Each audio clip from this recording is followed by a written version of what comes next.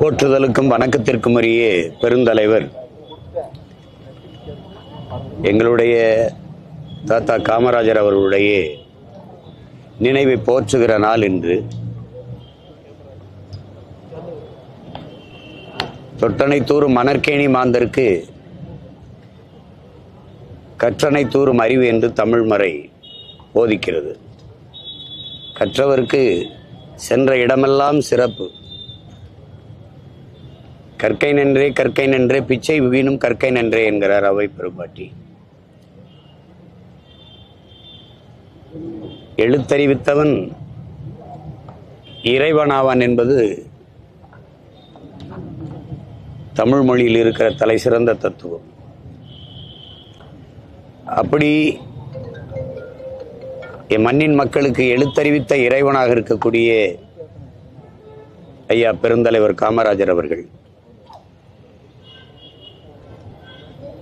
ஊழல் லஞ்சமற்ற இந்த மது சாதி மத மோதல்கள் இவை ஏதுமற்ற ஒரு தூய ஆட்சியை தந்த பெருந்தகை. எண்ணற்ற ஏரிகள் குளங்கள் அணைகளை கட்டி நீர்வளத்தை பெருக்க நீர் மேலாண்மை வல்லுனர். 14,000 பள்ளிக்கூடங்களுக்கு மேலே திறந்து எல்லோரையும் படிக்க வைத்த ஏந்தல். எண்ணற்ற தொழிற்சாலைகளை கொண்டு வந்து படித்த இளைஞர்களுக்கு வேலை வாய்ப்பை பெருக்கி நாட்டு மக்களிடையே நிலை வந்த வறுமை ஏழ்மையை போக்கிய பெருமகனார். சொல்லிக்கொண்டே போகலாம், எண்ணற்ற பெருமைகள்.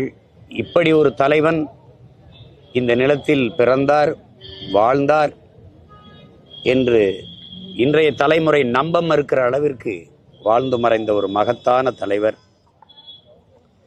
9 ஆண்டுகளுக்கு குறைவில்லாது இந்த நாட்டின் விடுதலைக்கு சிறையில் இருந்தவர். 60 ஆண்டுகள் ஆட்சி செய்து இவர்கள் சாதித்த சாதனைகளை எல்லாம் 9 ஆண்டுகளில் சாதித்து முடித்த ஆகப்பெரும் சாதனையாளர் நம்முடைய தாத்தா பெருந்தலைவர் காமராஜர் அவர்களுக்கு எங்களுடைய புகழ் வணக்கத்தை செலுத்துகிறோம்.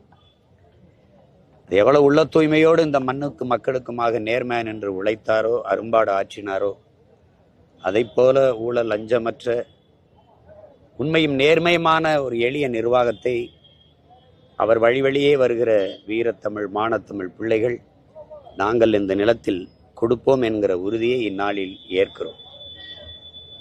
எவ்வளவுதான். வேற நம்ம